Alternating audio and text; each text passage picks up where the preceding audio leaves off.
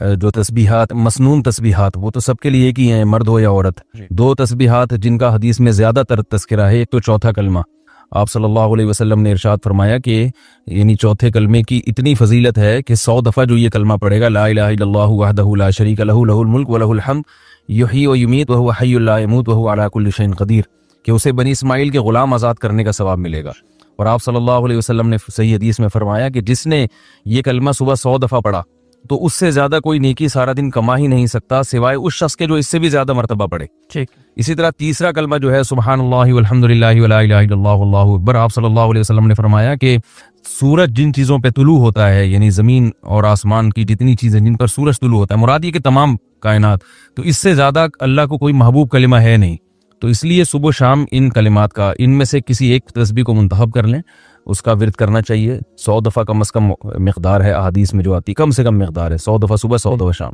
और ये तस्बीहात मकरू वक्त में भी की जा सकती हैं। मकरू वक्त में सिर्फ सजदा करना जायज़ नहीं है, तिलावत करना, तस्बीहात पढ़ना जायज़ है। रहा ये मसला कि ख़वातीन अगर यानी तुलुए आफ्ताब से पहले फजर की नमाज़ पढ़ती हैं, तो अगर सूरज इस दौरान तुलू हो गया तो नमाज फासिद हो जाएगी। इसलिए तुलुए आफ्ताब से पहले पहले, यानी सूरज का किनारा तुलू होने से पहले पहले नमाज ख़त्म करना ज़रूरी है।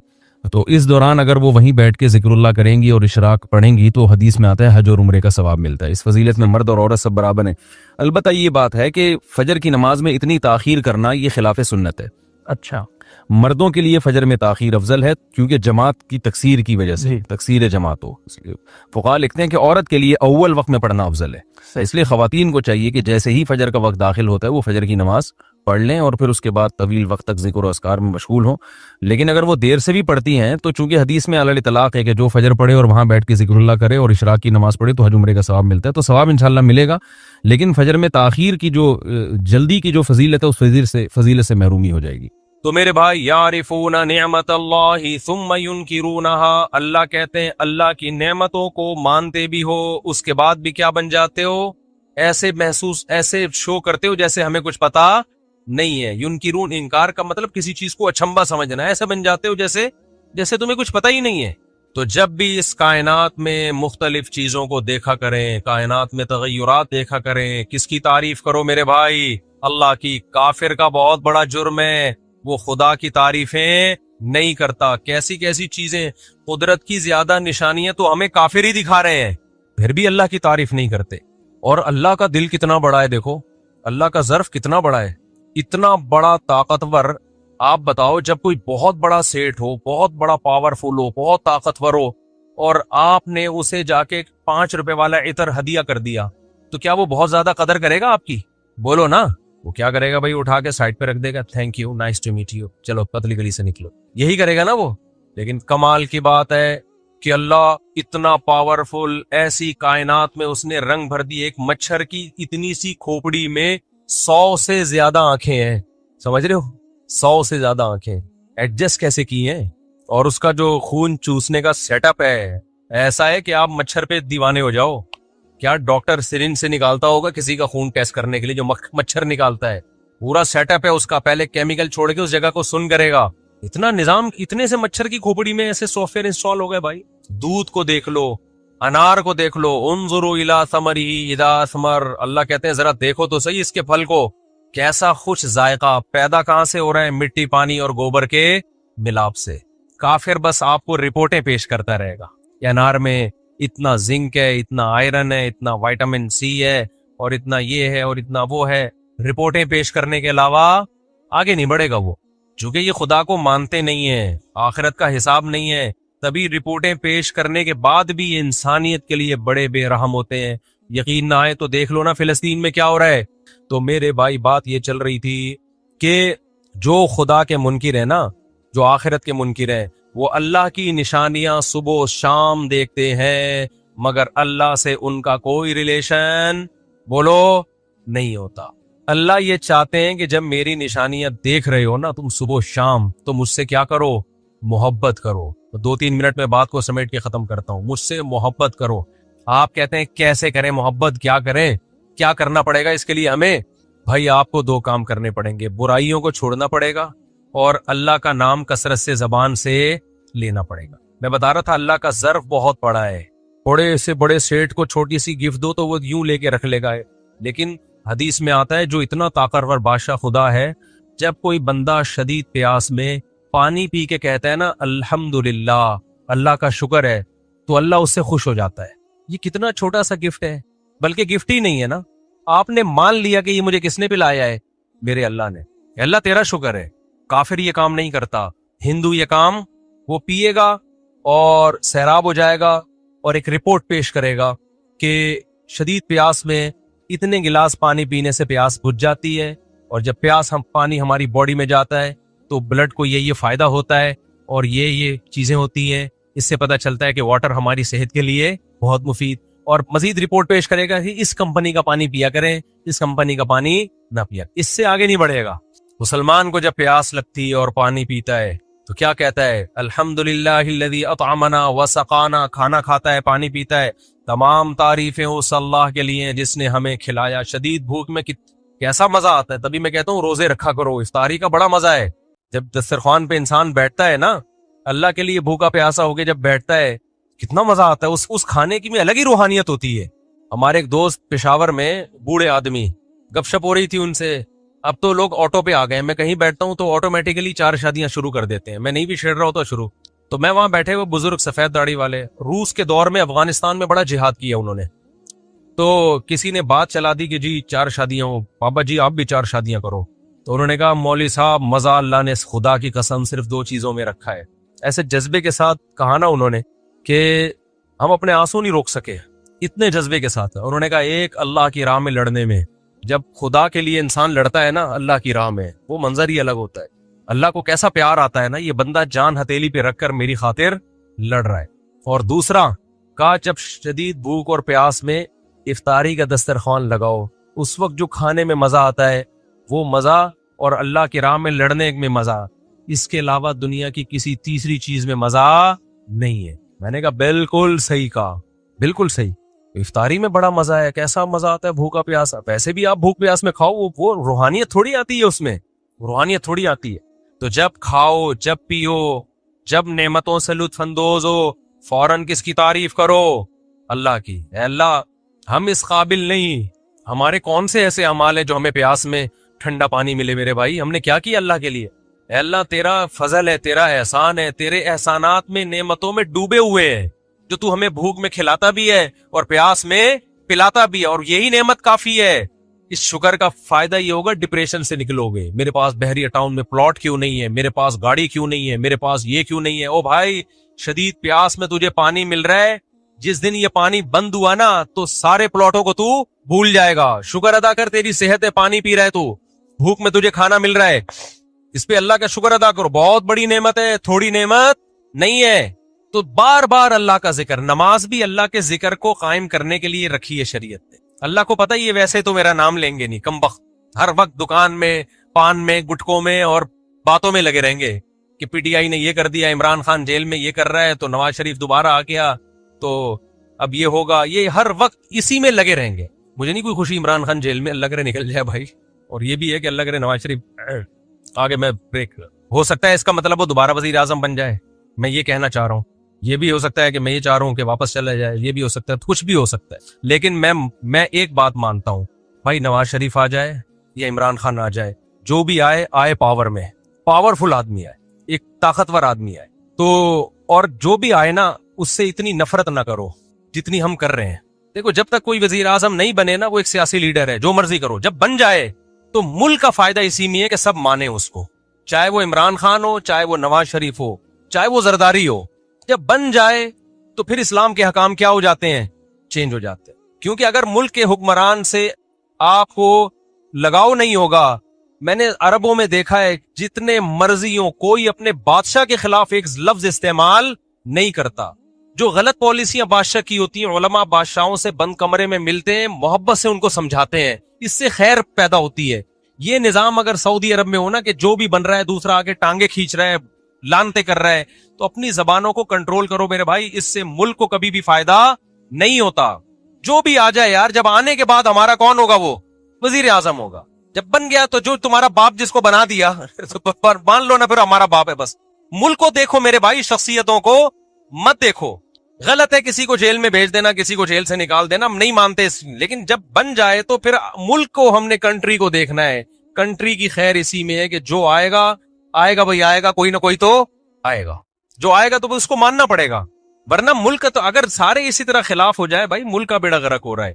तो खैर, हम, अल्लाह ने नमाज को क्यों रखा है मेरे भाई? अपनी याद कायम करने के लिए। तो बार बार अल्लाह का जिक्र करने से अल्लाह की मोहब्बत की चिंगारी दिल के अंदर पैदा होगी। नमाज पढ़ने से, फिर अल्लाह के लिए रोजा रखने से, जिक्र करने से। हम तो पहले जमाने में बूढ़ों को देखते थे हर वक्त हाथ में तस्बीह, हर वक्त हाथ में क्या होती थी? अब क्या आ गया भाई? मोबाइल।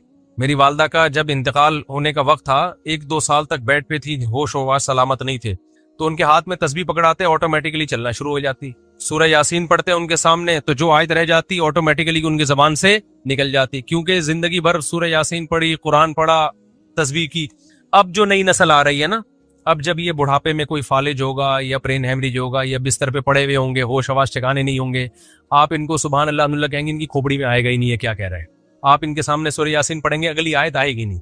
आप जैसे ही इनके सामने टिकटॉक खोलेंगे ना, मुर्दा उठ के बैठ जाएगा। इसलिए मैं कहता हूं, ये देखने के लिए कि सकते में है या सच्ची मुची में मरा है, मोबाइल पकड़ा दो। मुर्दे के हाथ में भी मोबाइल पकड़ाओगे ना, टिक टिक चलना शुरू हो जाएगा वो। तो इतना मोबाइल, टिकटॉक, फेसबुक, इंस्टाग्राम, हर वक्त इसी में लगे रहना, इन चीजों ने इंसान को अल्लाह की याद से गाफिल कर दिया। तो थोड़ा सा अल्लाह अल्लाह कहना सीखो। सुबह शाम 100 दफा ला इलाहा इल्लल्लाह का विर्द कर लिया करो भाई।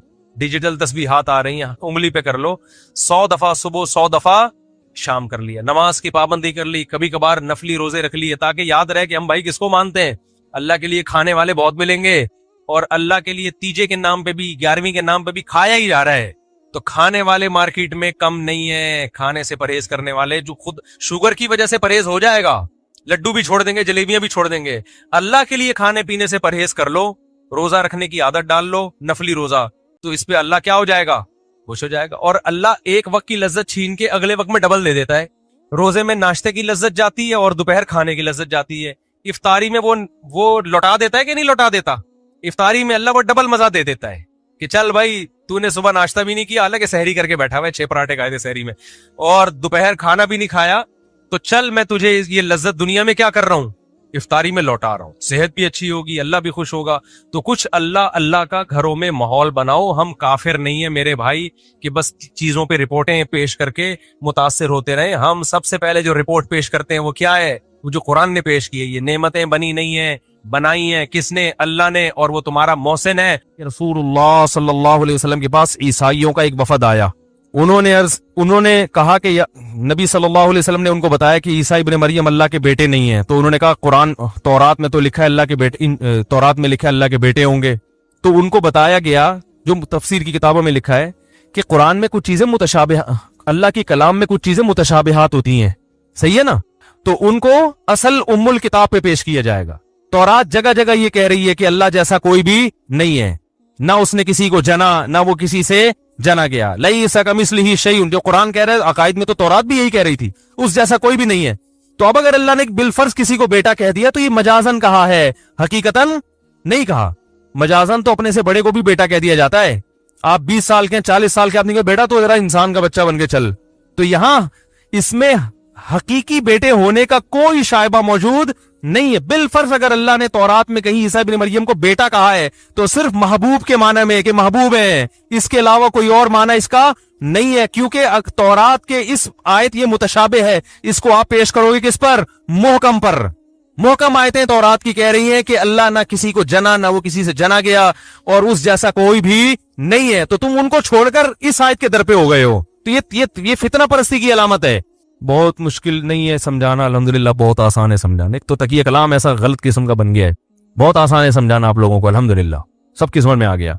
लेकिन अभी जब ये बयान जाएगा ना यूट्यूब पे, फिर आप देखो कैसी कैसी गालियां मिलती हैं। ये वाला नहीं, इससे जो थोड़ा सा मैंने अभी टच मारा है ना पिछले वाले हिस्से पे, उस पे बहुत टेंशन खड़ी हो जाती है। तो अल्लाह ने क्या कहा कि मुतशाबे को किस पे पेश करते हैं? मुहकम पे। अब मैं मुतशाबे की किस्में बताऊं। कुरान में जो मुतशाबिहात हैं 2 किस्म के हैं। एक मुतशाबिहुल माना, कि जिसका हकीकी माना ही मालूम नहीं है, जैसे अलिफ लाम मीम, नून, काफ हा या आइन सौद, इनका हकीकी माने ही मालूम नहीं है कि क्या। इसमें हम कहते हैं अल्लाहु आलमू बिमुरादी। एक मुतशाबे वो हैं जिनके हकीकी माना तो मालूम है मगर उसकी कैफियत हमें मालूम नहीं है। अर्रहमानु अलल अर्श इस्तवा, रहमान अर्श पर मुस्तवी हो गया। मुस्तवी होना कहते हैं कहीं जगह जाके करार हासिल करना, बैठ जाना। अल्लाह अर्श पर बैठ गया जाके, जाहिरी तर्जमा तो इसका ये होगा। तो हम ये नहीं कह सकते इसका लफ्जी तर्जमा हमें नहीं आता, भाई वो तो आता है। अब इसकी कैफियत क्या है, ये मुतशाबिहात में से, क्योंकि अल्लाह का बैठना हमारे बैठने जैसा नहीं है, अल्लाह का किसी जगह करार हासिल करना हमारी तरह नहीं है। तो जिसकी तबीयत में फितना होगा वो इन आयतों को अवाम में बयान करेगा और इस पे मुनाजरे करेगा, इस पे लड़ेगा। और जो कुरान कह रहा है वर्रासिखून फिल इल्म, जो इल्म में मजबूत लोग हैं, गहरे हैं, वो क्या कहते हैं कुल्लुम मिन इंदी रब्बिना, सब अल्लाह की तरफ से है, हम सब पर ईमान लाए। अल्लाह तू ही जानता है इसकी हकीकत क्या है, तो यानी इसकी कैफियत क्या है। तो इसलिए इसी तरह हदीस में, कुरान में आता है, हदीस में भी ऐसी बहुत सारी आयतें आई हैं। हदीस में आता है रात के आखिरी हिस्से में अल्लाह आसमान दुनिया पे आ जाते हैं और कहते हैं हल में मुस्तगफिरिन अगफिरु लहू, कोई है गुनाहों से माफी मांगने वाला, मैं उसके गुनाहों को माफ करूं। अब जो अक्लमंद है वो कहते हैं भाई अल्लाह आता है जैसे आता है, हमें क्या पता। वो इस मौके से फायदा उठाता है, कहते हैं इसका जो रूह है ना इस हदीस की, वो ये कि रात के आखिरी हिस्से में दुआएं ज्यादा कबूल होती हैं। वो रात के आखिरी हिस्से में उठेगा, गिड़गिड़ाएगा, अल्लाह से कारोबार मांगेगा, रिस्क मांगेगा। और जो फितना परस है वो कहेगा अल्लाह जब यहां आता है रात के आखिरी हिस्से में, तो अमरीका में तो दिन हो रहा होता है, तो वहां अल्लाह वहीं ऊपर ही होता है, पाकिस्तान में नीचे आ जाता है। ये तो अजीब सी बात हो गई, तो साड़ी अकलिच नहीं आ रही। फिर वैसे किताबें लिखेगा, इसका ये मतलब है, इसका ये मतलब है, अपनी भी सलाहियतें बर्बाद करेगा, कौम की भी मिल जाएगा आपको यूट्यूब पे, आप देखो इस पे मुनाजरे मिल जाएंगे आपको। भाई अल्लाह ही जाने यार, हमें तो हमें अब अल्लाह हमारी तरह का थोड़ी है कि हम उसको कहें यूं करके आ रहा है तो यूं करके आ रहा है। भाई अल्लाह आता है, बस जो हमें नहीं पता कैसे आता है बस। कुरान हदीस में आता है, कुरान में तो अल्लाह के हाथ का भी तस्करा है कि अल्लाह का हाथ, और हदीस में आता है कि अल्लाह के दोनों हाथ दाने हैं। अब ये और अजीब, पहले तो अल्लाह के हाथ का मतलब कि भाई अल्लाह तो हाथ पांव का मोहताज थोड़ी हो, फिर दोनों दाएं कैसे? राइट और लेफ्ट जो है ना, ये तो एक दूसरे की निस्बत कहा जाता है। ये चीज लेफ्ट है इसकी निस्बत, और ये राइट है इसकी निस्बत। अगर मैं यहां ले आऊं ये, तो ये लेफ्ट बन गई इसकी निस्बत। लेफ्ट राइट बजाते खुद तो कुछ नहीं होता ना, लेफ्ट का मतलब होता है इसकी निस्बत लेफ्ट में है। तो दोनों हाथ राइट अकली तौर पर तो पॉसिबल है ही नहीं। जब एक हाथ है तो उसके मुकाबले में दूसरा यकीनन लेफ्ट ही होगा, लेकिन हदीस में आता दोनों क्या है? राइट। क्योंकि लेफ्ट जो है ना, लेफ्ट का लफ्ज एक नहूसत की अलामत समझा जाता है। तो अल्लाह के हाथ में तो बरकत ही है भाई। तो इसलिए हम कहेंगे भाई जैसे है, एक रिवायत में यह भी आता है कि अल्लाह रोटी पकाएंगे अपने बंदों के लिए क़यामत के दिन, ठीक है ना। अब जो सेंसलेस लोग हैं वो तो पागलों की तरह पागल होते रहेंगे। जिनको अल्लाह ने शऊर दिया वो कहेंगे भाई नबी बयान कर रहे हैं, हम सुन रहे हैं, बस अल्लाह मोहब्बत का इजहार करेंगे जिस तरह से करेंगे, अल्लाह की मर्जी। अल्लाह ने कुरान में कहा कि ए शैतान, तूने उस आदम को फरिश्ता नहीं, उस आदम को सरदा क्यों नहीं किया, लिमा खलक़तु बियदैया, जिसको मैंने अपने दोनों हाथों से बनाया है। अब अल्लाह जानता है भाई ये दोनों हाथ से बनाना मोहब्बत से भी किनाया होता है ना, कि मोहब्बत से, तो बस अल्लाह ने दोनों हाथ से बनाया, पता नहीं कैसे बनाया भाई, हाथ ही समझ में नहीं आ रहे हमें तो दोनों कहां से, और फिर दोनों से बनाना कहां से आएगा। बस हम समझ गए कि कहना क्या चाह रहे हैं, अल्लाह ताला बताना क्या चाह रहे हैं। भाई बड़े प्रोटोकॉल से बनाया, और तू इसको सजदा नहीं कर रहा। मैं तुझे कहता गधे को सजदा कर, शेर को सजदा कर, उल्लू को सजदा कर, तू नहीं करता, समझ में आता है। ये तो बड़ी तुझे पता है, बड़ा एहतमाम किया, इसके बनाने से पहले मैंने फरिश्तों को इतला दी है कि एक मखलूक ला रहा हूं दुनिया में। तो अक्लमंद लोग इन चीजों में नहीं पढ़ते। अल्लाह अर्श पर है जैसे कि उसकी शान है, हमें नहीं पता। और इलैहि यसअदुल कलिमुत तय्यब, पाकीज़ा कलिमात अल्लाह की तरफ आसमान पे जाते हैं। कैसे जाते हैं? अब लोग कहते हैं इस पे जिहत लाजिम आ रही, भाई तुम्हारे लिए लाजिम आ रही है, हमारे मुझे भी लोग, मैं जिसका बयान देता हूँ बहुत नेगेटिव कमेंट्स आते हैं। एक साहब ने मुझे बहुत कहा कि आपने कहा अल्लाह अर्श पर, इसका मतलब अल्लाह का मकान लाजिम आ रहा है, जब मकान लाजिम आ रहा है तो जिहत लाजिम आ रही है, इसकी सिमत में तो अल्लाह का गोया जिस्म है, इसका मतलब वो सिमत में तो जिस्म ही होता है। और मैंने कहा भाई बावला हो जाएगा, थोड़े दिनों में बावला हो जाएगा और मुझे भी बावला कर देगा। मैंने कहा हदीस में आता है एक बांदी रसूलुल्लाह सल्लल्लाहु अलैहि वसल्लम के पास आई, आप सल्लल्लाहु अलैहि वसल्लम ने उससे पूछा अईन अल्लाह, अल्लाह कहाँ है? उसने उंगली उठा के आसमान की तरफ इशारा किया, फिस समा, आसमान में। आपने फरमाया आतिक़हा फ़इन्नहा मोमिना, इसको आजाद कर दो, ये मोमिन है। तो मैंने कहा जो इस हदीस का मतलब था मेरा मतलब भी वही है। अब जा बैठ के आप किताबें लिखो, इस पे कुछ भी लिखो।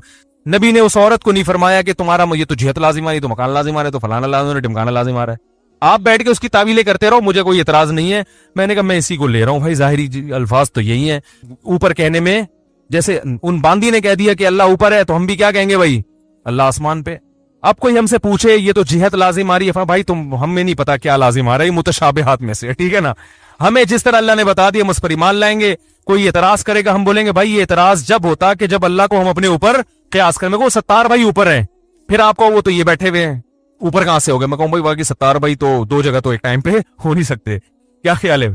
तो अल्लाह अल्लाह है भाई, लईसा कमिस्लिही शैउन, उसकी हकीकत हमारी अकल से बालातर है। तो वो आसमान दुनिया पर भी आता है, वो अर्श पे भी होता है उसी वक्त पे, हमें नहीं पता कैसे होता है। और बाज उलमा ने कह दिया अल्लाह की रहमत आती है आसमानों पे, तो उसको अल्लाह ने आने से ताबीर किया। वो भी बहुत से उलमा का मजहब है कि उसमें तावील की जाएगी, लेकिन ऐसी तावील जो कुरान और हदीस से मैच कर रही हो। हम उस मजहब को भी दुरुस्त मानते हैं, लेकिन हम कहते हैं कि तावील की जरूरत नहीं है, कि जब एक लफ्ज जाहिर है तो उसको जाहिर पर ही छोड़ दिया जाए, ठीक है ना। तो मुतशाबे के दो हो गए, एक मुतशाबिहुल माना कि जिसके मतलब ही मालूम नहीं है, और एक मुतशाबिहुल कैफ, हकीकी मतलब तो मालूम है, कैफियत मालूम नहीं है। हाथ है, हदीस में आता है अल्लाह अपनी पिंडली को जाहिर करेंगे, लोग सर्दे में गिर जाएंगे। और हदीस में आता है वस्समावातु मतवियातुम बियमीनी वल अर्दु जमीअन क़ब्ज़तु, क़यामत में एक मुट्ठी में जमीन होगी और सारे आसमान अल्लाह के दाएं हाथ में लिपटे हुए होंगे, ठीक है ना। तो बस जो अल्लाह का मतलब है। बाकी कुरान की जो आयतें अलहम से लेके वन्नास तक, उसमें कुरान कह रहा है लईसा कमिस्लिही शैउन, अल्लाह जैसा कोई भी नहीं है, तुम उसकी इदराक नहीं कर सकते। उसको हम सिफात से पहचानते हैं। सिफात अल्लाह ने जगह जगह बयान की, ला इलाहा इल्लाहु, कोई इबादत के लायक नहीं उसके सिवा, अल हई, जिंदा है, अल कय्यूम, हर चीज को थामने वाला है, ला ताखुदुहु सिनतुन, उसे ना कभी ऊंग आती है, वला नौम, ना कभी नींद आती है, लहू मा फिस समावाति व मा फिल अर्द, जो कुछ आसमानों में जमीन में सब उसी का है, वला यऊदुहु हिफ्जुहुमा, करोड़ों अरबों सालों से हिफाजत करता रहेगा, इनकी हिफाजत उसको जरा भी थकाती नहीं है। वला युहीतून बिशैइन मिन इल्मिही इल्ला बिमा शाअ, तुम्हारे पास जो इल्म है अल्लाह के मुकाबले में बहुत थोड़ा है, और वो भी इतना जितना अल्लाह ने चाहा। जो नहीं चाहा वो तो भटकते रहोगे, नहीं हासिल होगा फिर भी। बिशैइन मिन इल्मिही, यहां भी शैइन में तनवीन तकलील के लिए, कुछ भी नहीं है, कख भी नहीं है तुम्हारे पास जो तुम कहते हो ना ये इतनी नॉलेज।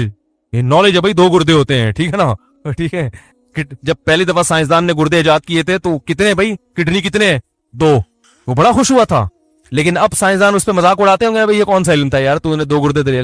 तो आज से 500 साल के बाद जो आज के साइंसदान है, 500 साल बाद वाले उनका मजाक उड़ा रहे हैं, यानी कि क्या नॉलेज थी बेचारों की, ये इस पे खुश थे कि हमने पथरी रेज के जरिए पथरी निकाल दी है, और हम तो बंदा भेज के, ठीक है ना, और पता नहीं कहां तक टेक्नोलॉजी पहुंचने वाली है।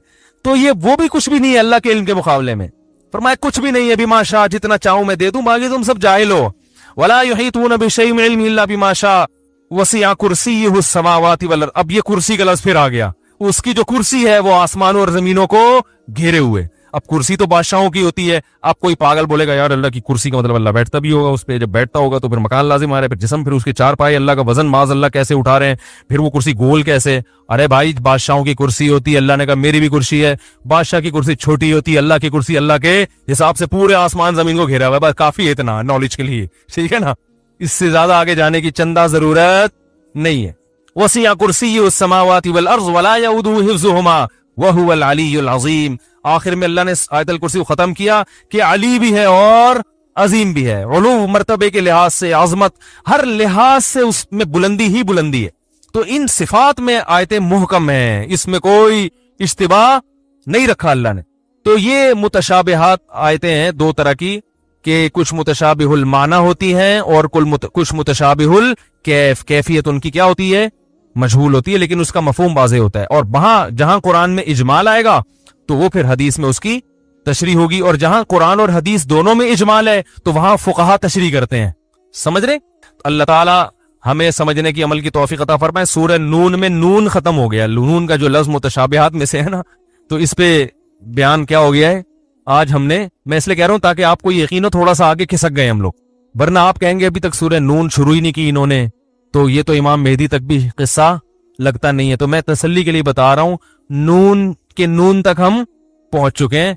अगले हफ्ते वल कलमी से शुरू करेंगे इंशाअल्लाह, ठीक है। अल्लाह समझने की अमल की तौफीक अता फरमाए। जल्दी सवालात ने, सवाल स्पीड भाई, बच्चों को जरा खामोश कराएं भाई। नाफ बाल क्या है भाई, नाई बाल काटने वाली की कमाई कैसी है? शेव करना ही मैंने तफसील से बता दिया था, बताया नहीं था। जो हेयर ड्रेसर की कमाई है ना, अगर वो नाजायज तरीके से बाल काटता है, आधा सर टिंड कर दिया, आधा सर के बाल बाकी रखे, हदीस में इससे मना किया गया है। या दाढ़ी काटने का काम करता है, शेफ बनाता है, तो फिर उसकी इस अमल की अर्निंग जायज नहीं है। जो जायज काम कर रहा है उसकी अर्निंग जायज है। बगलों के बाल कम से कम नाई से ना साफ करवाए, क्या नहीं, हया के खिलाफ है। अपनी गंदगी दूसरों को दिखाना ये अच्छी चीज मैंने देखा है। लोग में कभी जाओ ना एड्रेस के पास, लोग बैठे होते हैं, वो बनियान उतार के वो बैठे होते हैं। यार अपनी गंदगी दूसरे को क्यों दिखा रहे हो? ये हया के खिलाफ, ये खुद कर लिया करें। मुफ्ती साहब मुझे एक लड़की 4 साल से पसंद है, मगर मैंने आज तक इससे बात करने की कोशिश नहीं की, क्योंकि मैंने इसे सीधा साधा निकाह का पैगाम भेजना चाहता हूँ। मसला है कि थोड़ी मॉडर्न है। अब मेरा पूरा 1.5 घंटे के बयान में से ये वाला क्लिप यूट्यूबर्स निकालेंगे और मिलियंस तक इसके व्यूअर्स पहुंच जाएंगे, और मेरा इमेज दुनिया के सामने जाएगा कि यार ये हर दूसरे दिन की यही बात हो रही होती है। समझ रहे हो? ये चल रहा है मार्केट में। जो पूरा बयान है वो एक तरफ। तो भाई जो आपको पसंद है, क्या पूछा इन्होंने सवाल ढूंढने में, मगर मैंने आज तक इससे बात, भाई सुभान अल्लाह, आपकी गैरत को सलाम है भाईजान, जो भी हैं, कि आप इतने नेक के पसंद होने के बावजूद आपने अब तक उससे बातचीत नहीं की। माशाल्लाह, निकाह का पैगाम भेजा है, भेजना चाहता हूं। इतनी बात तो जरूरी है भाई। आपको पसंद है और इतने शर्मीले के बिल्कुल ही बात नहीं कर रहे, तो इतनी बात कर सकते हैं कि निकाह का पैगाम भेज सकते हैं, भेज दें। थोड़ी मॉडर्न है तो मॉडर्न का मसला बड़ा, मॉडर्न होना तो बुरी चीज नहीं है, वो तो जमाने के हिसाब से हर आदमी मॉडर्न होता जा रहा है। जो देसी है वो तो गधे पे सवारी करते हैं भाई, मॉडर्न आदमी गाड़ी करेगा, बाइक रखेगा। तो बेदीन ना हो, अगर वो बेपर्दा है तो मेरा मशवरा है कि आप उसको पसंद करना छोड़ दें। मसला ये होता है कि जब निकाह करके वो आएगी, बच्चे पैदा होंगे, बेटियां जब पैदा होंगी तो बेटियां फिर माँ को फॉलो करती है। अम्मा अगर बेपर्दा हैं तो आपकी बेटियां पर्दा नहीं करेंगी, इल्ला माशाअल्लाह कोई हो जाए तो एक अलग बात है, लेकिन बच्चियां माँ ही को फॉलो करती हैं, ज़हन में रखें। समझ रहे? तो फिर आप बहुत पछताएंगे, फिर आप कहेंगे फिर लड़ाइयां होंगी, आते हैं वो, क्योंकि इंसान अपनी बेटियों के बारे में बड़ा गैरतमंद होता है, तो वो फिर बड़ा, और फिर लड़की बेपर्दा हो या वो मॉडर्न हो जाए तो भी बर्दाश्त है, वो फिर बदतमीज भी हो जाती है बाज दफा, सब नहीं, फिर वो बदतमीज भी हो जाती हैं। जब हया खत्म हो गई ना तो तमीज शाट। ये तमीज और हया दोनों साथ साथ, अक्सर बेशतर साथ साथ चलती हैं। मैं अक्सर इसलिए कह रहा हूं कि बाज हया वाली हैं मगर बदतमीज हो जाती हैं, और बाज बेपर्दा हैं मगर वो फिर भी तमीज से रहती हैं, लेकिन ज्यादातर जो है ना वो इसके खिलाफ हो रहा है। जलजले के बारे में भाई, जलजले के बारे में, जलजला आया, अल्लाह ताला जितने भी लोग उसमें हलाक हुए हैं, शहीद हुए हैं, अल्लाह उनकी मगफिरत फरमाए, जख्मियों की अल्लाह ताला शिफा अता फरमाए। आज उन पे आया, कल अल्लाह ना करे हम पे भी आ सकता है, तो पहले से इंसान मौत के लिए तैयार रही। तो आफतें आती रहेंगी क़यामत के दिन, क़यामत तक। मेरे इम्तिहानात के लिए दुआ करवाए हर नमाज में, दिल से, हर नमाज में। भाई कुछ शादी में आया है क्या? भाई यहाँ जो हमने आपको बुलाया कोई शादी की तकरीब है जिसमें बुलाया हुआ, जो जोक चाय लिख के भेज दो, बस दिल से दुआ करते हैं अल्लाह आपको कामयाब करे, इतना काफी है मेरा ख्याल है। मस्जिद के बाहर से, भाई क्या हो रहा है ये, मस्जिद के बाहर से जो चाबी मिली थी वो देखिएगा, वो चाबी किसको दी है मैंने, वो तो 3-4 दिन तक तलाश करते रहे किसने पर्चा लिखा है। एक चाबी मिली थी, वो वली से मिलने बाद में। उतसा मेरी कजन का शोहर अपनी बीवी को छोड़कर कई महीने गायब रहता है, बीवी बच्चे का खर्चा नहीं देता, बीवी खुद जॉब करके बच्चों को पाल रही, हर बात पर तलाक की धमकी देता है और दूसरी औरतों के चक्कर में लगा रहता है। अगर भाई आप सच कह रहे हो तो 2-3 दफा समझाओ ना, फिर उसे जब खर्चा ही नहीं कम वक्त उठा रहा तो किस बात का मियाँ कि पेड़े खाने के लिए मियाँ बना हुआ है। तो वो एक था ना, वो सब इकट्ठे पिकनिक मनाने गए ना, तो एक से कहा यार तू लकड़ियां ले दो, यार मेरे से नहीं होता। उसने कहा चल तू आग जला ले, मेरे से नहीं होता। चल आलू काट ले, मेरे से नहीं होता। तो आखिर में खाना लग गया, चलो खाने में आ जाएगा। तो ऐसे आदमी को कहते हैं सिर्फ पेड़े खाने के लिए बैठा हुआ है। तो मियाँ जब कोई किस्म की जिम्मेदारी नहीं उठा रहा, ना बच्चों की, ना बीवी की, ना घर में टाइम दे रहा है, तो भाई फिर वो बीवी सिर्फ पेड़े खाने के लिए रखी हुई है उसने। तो ऐसे मियाँ को एक हद तक मोहलत देनी चाहिए सुधरने की, फौरन तलाक न लें, एक हद तक 6 महीने, साल, फिर ज्यादा न खींचें, उसके बाद उससे तलाक लें। अदालत का रास्ता भी ऐसी सूरत में इख्तियार किया जा सकता है। दाढ़ी रखना चाहता हूं लेकिन फिर भी अगर कोई गुनाह हो गया तो बदनामी होगी। लेकिन खातून तलाक लेने से पहले ये सोचें कहीं और शादी का इम्कान भी है कि नहीं है, ये जरूर सोच लें, वरना पहले नाम तो लगा हुआ था फुलतरू की तरह एक मियाँ का, कम से कम जैसा भी था। जब नाम भी जाएगा तो फिर और आजमाइशें आएंगी, फिर लोग गलत नजरों से देखते हैं। तो कहीं और शादी का इम्कान है तो फिर करें, वरना नहीं। दाढ़ी रखना चाहता हूं लेकिन फिर भी